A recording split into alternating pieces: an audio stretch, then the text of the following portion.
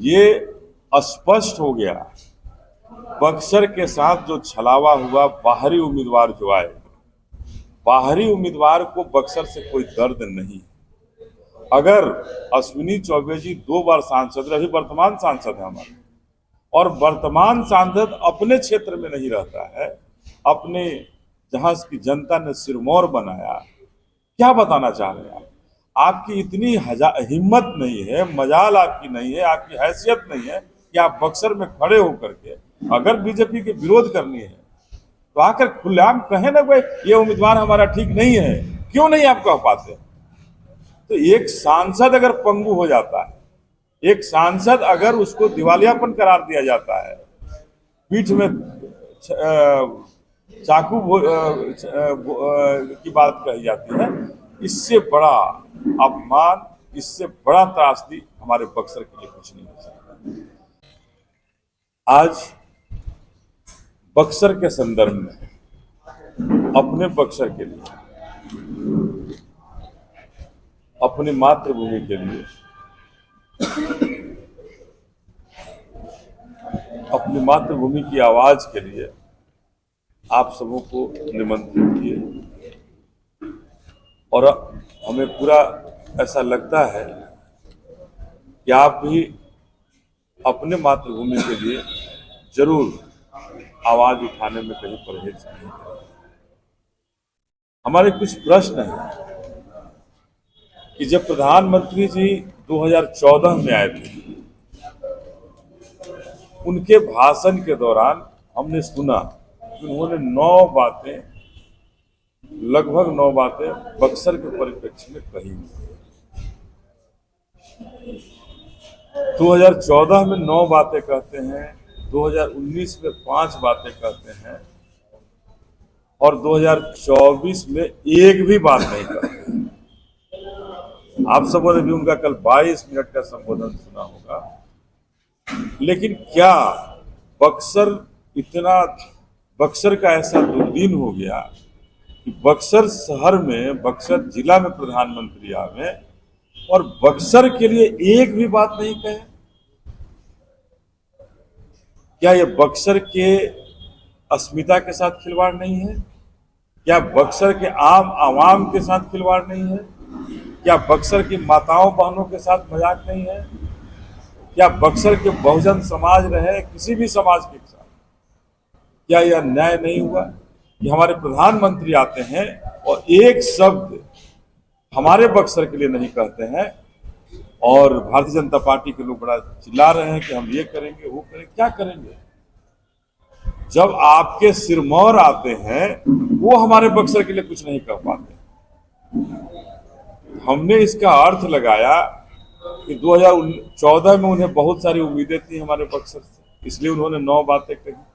2019 में कुछ कम उम्मीदें हुई, 5 बातें उन्होंने कही, और 2024 में नाउम्मीद हो चुके हैं बक्सर।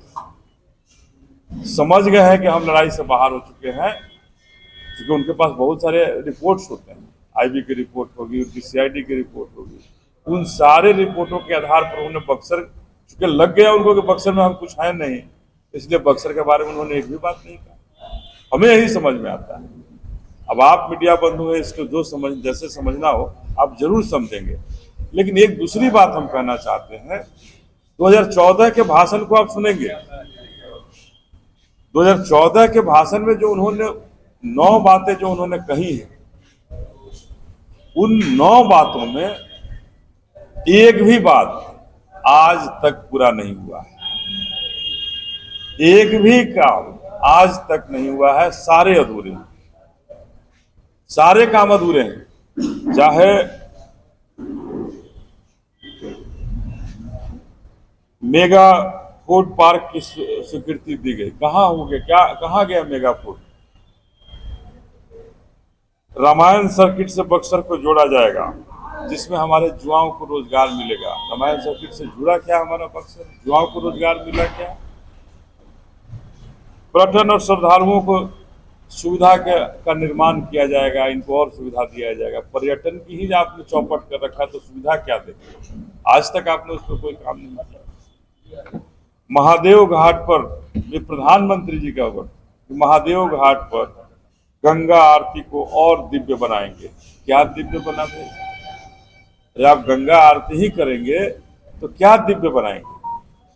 लेकिन 2014 और 19 में भी हमारे युवाओं के लिए शिक्षा के क्षेत्र में उन्होंने कुछ नहीं कहा। मेगा फूड के लिए कहा, प्रोजेक्ट के लिए नहीं बना।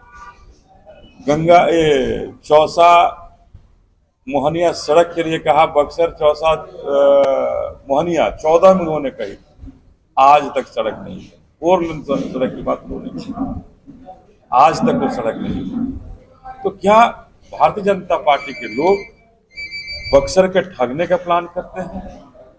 जब प्रधानमंत्री आकर के यहाँ कुछ नहीं कर रहे हैं, कुछ नहीं बोल करके चले जा रहे हैं, और बोलने के बाद उनके कामों पर, उनके बताए हुए वादे पर काम नहीं होता है, तो क्या इसे जनता ये नहीं समझे कि आपने हमें ठगा, बक्सर के आम आवाम को आपने ठगा? हम ये कहना चाहते हैं कि 2014 हो, 19 हो और 24, तीनों में आपने जो कहा है, मात्र एक काम, 2 काम उसमें आपने किया है। एक वीडियो कॉन्फ्रेंसिंग से आधा अधूरा प्लांट का उद्घाटन हुआ है। चौसा थर्मल पावर इनके प्लान में था, उसकी एक उद्घाटन हुई है, आज तक वो पूरा नहीं हुआ। और किसान 2 साल से ज्यादा हो गए वहां धरने पर बैठे। तो ये नहीं कहा जा सकता है कि ये पूरा हुआ। एक बक्सर आरा 4 लेन रोड बना है, इसके अलावे इनके बताए हुए काम हर काम में फेल है और 0 नंबर है हमारे प्रधानमंत्री जी का बोलने का। तो कैसे हम विश्वास करें? 22 मिनट के स्पीच में, 22 मिनट के भाषण में एक भी शब्द बक्सर के लिए नहीं बोलना, ये बक्सर का अपमान है। बक्सरवासी इसे नहीं बर्दाश्त करें।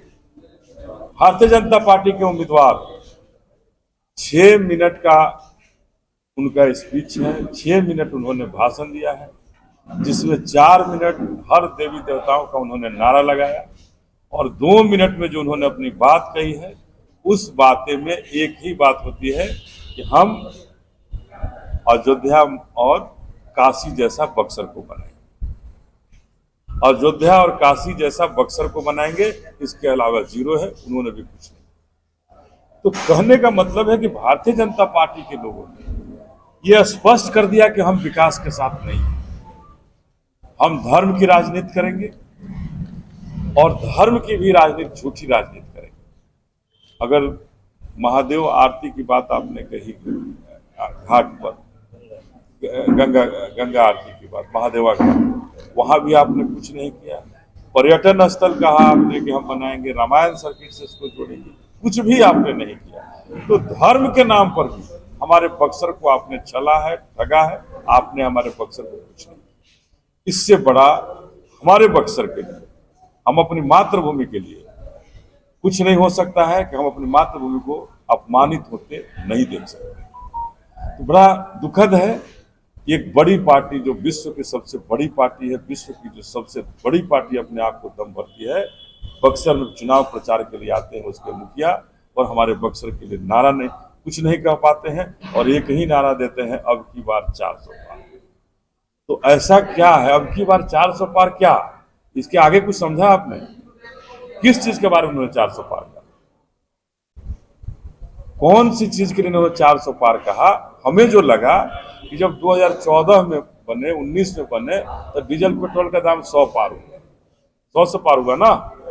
तो हमें लगता है कि उन्होंने स्पष्ट रूप से समझा दिया, इस बार आप हमको जिताओगे तो महंगाई हर कुछ 4 गुना होगी, हर चीज 4 गुना होगी। अगर आप जिताओगे तो डीजल पेट्रोल का कीमत 400 पार होगा, डॉलर का कीमत जो अभी 80 रुपये है, ये 400 पार होगा। कुछ लोग इसको उल्टा समझते हैं कि नहीं, उन्होंने लोकसभा सीट की बात उन्होंने नहीं कही कि अब की बार 400 पार। वो नारा देने अब की बार 400 पार, तो डीजल पेट्रोल बढ़ेगा, 400 पार जाएगा, डॉलर की कीमत इंटरनेशनल मार्केट में 400 पार होगा। तो इसको समझना होगा कि महंगाई 4 गुना बढ़ेगी। जो दाल 100 रुपए के पार हो गई है, वो सब दाल 400 के पार हो जाएगी। तो ये हर महंगाई का जो ये है, ये 4 गुना होगा। ये मोदी जी ने अपने भाषणों से बक्सर को समझा दिया है और अब हम बक्सर वासियों को समझने की जरूरत है और समझकर भारतीय जनता पार्टी को सबक सिखाने की। देखिए, ये स्पष्ट हो गया, बक्सर के साथ जो छलावा हुआ, बाहरी उम्मीदवार जो आए, बाहरी उम्मीदवार को बक्सर से कोई दर्द नहीं। अगर अश्विनी चौबे जी 2 बार सांसद, अभी वर्तमान सांसद है हमारे, और वर्तमान सांसद अपने क्षेत्र में नहीं रहता है, अपने जहां की जनता ने सिरमौर बनाया, क्या बताना चाह रहे हैं आप?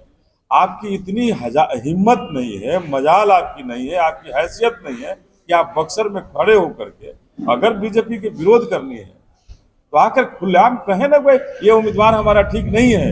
क्यों नहीं आप कह पाते? तो एक सांसद अगर पंगु हो जाता है, एक सांसद अगर उसको दिवालियापन करार दिया जाता है, पीठ में चाकू की बात कही जाती है, इससे बड़ा अपमान, इससे बड़ा त्रासदी हमारे बक्सर के लिए कुछ नहीं हो सकता। इन्होंने जो बक्सर के लिए कुछ नहीं कहा, बक्सर के लिए न प्रधानमंत्री कह पाए, न यहाँ के प्रत्याशी भारतीय जनता पार्टी के कह पाए, और राजद के प्रत्याशी से तो मैं उम्मीद ही नहीं करता हूं, और बक्सर की जनता को भी उम्मीद नहीं करनी चाहिए। बक्सर के तमाम जनता को ये उम्मीद नहीं करनी चाहिए कि राजद के प्रत्याशी बक्सर के लिए कुछ कर सकते, क्योंकि एक धान चोर जो धान का चोरी किया हो, वो किसानों के हित की बात करता हो, उसके मुंह से शोभा नहीं दे सकता। तो बक्सर छलने का काम वो करेंगे। जिस तरह से रामगढ़ से सर्टिफिकेट की चोरी से उनकी शुरुआत हुई, लोकतंत्र के ये में वो लोकतंत्र का माहौल उड़ाए, हमारे विधायक का उन्होंने सर्टिफिकेट चोरी किया, विधायक बने, उसके पहले उन्होंने धान चोरी का काम किया, और एक धान चोर आज तक ये बताने की स्थिति में नहीं है कि हम बक्सर के लिए क्या करें, और उम्मीद भी नहीं कर सकती है। आप जिस तरह से हमने एक उनका वीडियो देखा, हमने लोग कह रहे कि मंचवा पर चढ़ जा, बता देता नहीं, आज हम मंचवा पर बता देता नहीं। ये बड़ा हास्यास्पद है भाई। कोई जनता हमारे मंच पर आएगा, अगर कोई कुछ रखा रहेगा हम उसके गले लगाएंगे। ये धमकी क्यों देंगे कि हमको आप आ जाओ बता देंगे? ये धमकी भरे शब्द, यही शब्द सामंतवाद और मनुवाद का शब्द है। बू आ रही है मनुवाद और सामंतवाद का, और एक आपराधिक चरित्र का बू आ रही है। प्रधानमंत्री ने कहा, ने कुछ कहा ही नहीं, तो हमारी पापड़ी की स्वाद कहाँ से वो जानते हो? अरे पापड़ी की स्वाद तो तब जानते ना जब बक्सर के प्रत्याशी कुछ जानते हैं। प्रत्याशी ही अपने ऊपर बताता है, तो प्रत्याशी को ही नहीं पता है कि पापड़ी क्या है। यहाँ हम तो अपने आए हुए सभी अतिथियों को पापड़ी से ही स्वागत करते हैं। पापड़ी ही हमारा बक्सर का है, उसी से मैं स्वागत करता हूँ कि पापड़ी के बिना बक्सर अधूरा है और बक्सर के बिना पापड़ी अधूरा है। आपके अनुसार प्रधानमंत्री पापड़ी के बारे में कुछ जानकारी नहीं है? ये निश्चित रूप से जानकारी नहीं है। और देखिए, हम कहना चाहते हैं, इन्होंने एक भी बक्सर के लिए कुछ भी नहीं कहा, लेकिन हमने बहुजन समाज पार्टी, आज हमारे साथ प्रदेश अध्यक्ष जी भी हैं, पप्पू यादव जी के पार्टी की तरफ से रामचंद्र यादव जी हैं, हमारे अमर आजाद पासवान जी हैं, हमारे 2004 के प्रत्याशी शिव कुमार कुशवाहा जी हैं, रमेश राजभर जी हैं, राजा राम यादव जी हैं, चंदन चौहान जी हैं, शिव बहादुर पटेल जी हैं। ये तमाम मिलकर के आज बैठे हैं। हम सब ने बक्सर की समीक्षा की, और बक्सर की समीक्षा को लेकर के हमने कहा है कि ये जो प्रत्याशी बक्सर के लिए नहीं कुछ कहे हैं, ये जो बड़ी हस्तियां राजनीतिक पार्टी है, चाहे वो राजद हो या भारतीय जनता पार्टी हो, ये बक्सर के लिए कुछ नहीं कहे, लेकिन बहुजन समाज पार्टी अपने बक्सर के लिए कुछ कहना चाहती है, और कहना नहीं चाहती। ये हमारा संकल्प पत्र, ये हमारा संकल्प, ये हमारे बहुजन समाज पार्टी का संकल्प है, ये हमारा अनिल कुमार का संकल्प है। ये हमने 18 कामों को हमने कहा, और 18 काम हमने बताया है कि हम बक्सर के लिए, अपने बक्सर के लिए करेंगे, और अपने बक्सर को विकास के ऊंचाइयों पर ले जाने के लिए करेंगे, अपने बक्सर को विकसित बनाने के लिए करेंगे। आज हमारा बक्सर हाशिए पर है, उसको सबसे ऊपर पहुंचाने के लिए करेंगे। हमारा बक्सर सबसे ऊपर बैठा है। इन कामों में हम जो कहना चाहते हैं कि सबसे पहले बक्सर में अंबेडकर यूनिवर्सिटी की स्थापना करें। साल भर के 1 साल के अंदर चौसा, इटारही, डुमरांव रेलवे ओवरब्रिज को चालू कराना। रेलवे ओवरब्रिज को चालू कराना 1 साल के अंदर, उद्घाटन शिलान्यास नहीं, सीधा चालू होना कि 1 साल के अंदर हम चालू कराएंगे, चाहे जो परिस्थिति में करना होगा 1 साल के अंदर वो चालू होगा। हर किसान के खेत तक नहरों का पानी पहुंचाना और नहरों की लंबाई बढ़ानी होगी, लंबाई बढ़ानी। मलई बराज जो बन करके तैयार है, 4 साल से बन करके तैयार है, चालू नहीं हो पा रही, उस मलई बराज को चालू कराना। बक्सर के क्षेत्र में मल्टी स्पेशलिटी अस्पताल का निर्माण, जहां दवाइयां हो, जांच की सुविधा हो और डॉक्टर 24 घंटा उपलब्ध हो, बीमारी का समाधान के लिए, रेफर के लिए। उसके लिए है बक्सर के पर्यटन स्थल, जो भी बक्सर में पर्यटन स्थल है, इसको विश्व स्तरीय बनाना है।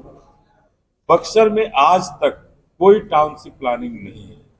हमारा बक्सर बेतरतीब ढंग से बसा है, उसको सही ढंग से बसाने के लिए टाउनशिप प्लानिंग की निर्माण करना और टाउनशिप प्लानिंग के तहत बक्सर के लोगों को सुख और सुविधा देना और सड़क और नालियों की व्यवस्था करके, आज भी देख ले बक्सर अधिकांश नालियां, चाहे पांडेपट्टी चले जाइए, चाहे नई बाजार चले जाइए, हर जगह चले जाइए, सड़क के ऊपर पानी बहता है। सड़क है नहीं, उसके ऊपर भी पानी बहता है। तो हम टाउनशिप बना करके इन सब को डेवलप करना चाहते हैं। उसके तहत हम बक्सर को शहर बना सकते। जाम से मुक्त के लिए बक्सर में बाईपास की स्थापना, डिवाइडर रोड बनाकर हर एक प्रखंड को जोड़ना। डिवाइडर रोड से अभी रोड की घटनाएं बहुत होती है, बहुत हमारे भाई को मृत्यु होती है। आए दिन सुने जाते हैं यहाँ एक्सीडेंट हुआ, ये गुजर गए। इससे निपटारे के लिए डिवाइडर युक्त सड़क की स्थापना, जो हमारी बहन जी का भी ड्रीम प्रोजेक्ट रहा है। उत्तर प्रदेश में उन्होंने सबसे पहले डिवाइडर रोड से हर एक जिला को लखनऊ से जोड़ने का काम किया था। हर प्रखंड में कॉलेज की स्थापना, जहां हमारी बेटियां भी आसानी से पढ़ सकें। हर पंचायत में लाइब्रेरी की व्यवस्था। हर वर्ष 1000 युवाओं को मुफ्त प्रतियोगी परीक्षाओं की तैयारी करवाना। प्रतियोगी परीक्षाओं के लिए 1000 बच्चों को अपने स्तर से तैयार कराना। हर प्रखंड में अनुसूचित जाति के छात्राओं के लिए छात्रावास की स्थापना। प्रत्येक प्रखंड में एक स्टेडियम और बक्सर में एक खेल प्राधिकरण, एक खेल प्रशिक्षण संस्थान बनाने के लिए। और हर पंचायत में खेल का मैदान। हम अभी आए दिन जाते हैं, क्रिकेट खेलता है लोग, फुटबॉल खेलता है, हमारे बच्चे खेत में खेलते हैं, पगडंडियों पर क्रिकेट और फुटबॉल खेलते हैं। इनको मुक्त कराना और हर जगह, हर पंचायत में जो सरकारी भूमि है, उन भूमियों से निकाल करके वहां पर खेल के मैदान की स्थापना। भूमिहीन झुग्गी झोपड़ी निवासियों के पक्के मकान की स्थापना। जिनके पास भूमि नहीं है, झोपड़ी में रहते हैं, उनके लिए पक्के मकान की व्यवस्था कराना। सब्जी उत्पादकों के लिए कोल्ड स्टोरेज की व्यवस्था। सब्जियों को बाहर भेजने के लिए वातानुकूलित वाहन की व्यवस्था। इन दोनों व्यवस्था को हमारी पार्टी करेगी। हम इसको हर स्तर से करेंगे। जहां जहां सब्जियां उपजाई जाती है, सब्जी आए दिन फेंकी जाती है, हम उसको रखने का उपाय करेंगे। उद्योग धंधों का स्थापना करने का, जहां से हमारे बच्चों को रोजगार मिले, उस बात की व्यवस्था करेंगे। महिलाओं के लिए केवल सशक्तिकरण का नारा ही नहीं, घरेलू जैसे पापड़ का उद्योग हुआ, सिलाई मशीन देकर के छोटे छोटे उद्योगों को, घरेलू उद्योग का बढ़ावा देकर के महिला सशक्तिकरण को सही मामले में मजबूत करना।